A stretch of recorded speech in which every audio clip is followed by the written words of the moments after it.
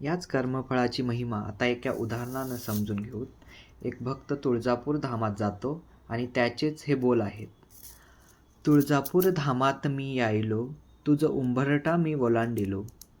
नवस मागायचे होते ध्यानी, कधी पूर्ण होईल विचार मनी. नवस मागण्यासाठी मी तुळजापूर यायलो आणि काही जुने नवस मी फेडिले.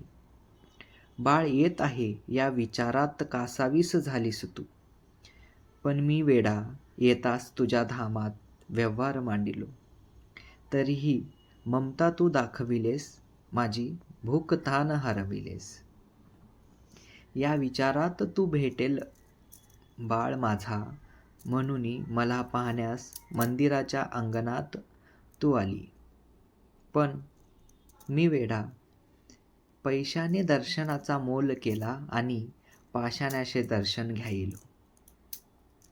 येताना काय ती धक्काबुक्की झाली, मी मंदिराबाहेर आलो, पण माझ्या वेड्याच्या मनात वाटले दर्शन झाले, अंबाबाई मिळाली.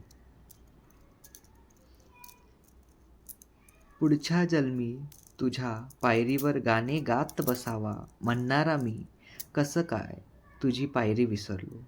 मोलभाव करून कसा ग दर्शनाचा खेळ मी मांडिला. तुझ्या पायरीची आशा ठेवणारा मी, हजारो गरिबांना मागे सारून पैशाच्या माझावर कसा ग मी मंदिरात गेलो. ध्यानी आता सर्व काही आलं, डोळ्यातील अश्रू थांबेनासे झाले. आईला पाहण्यासाठी डोळे कासावीस झाले.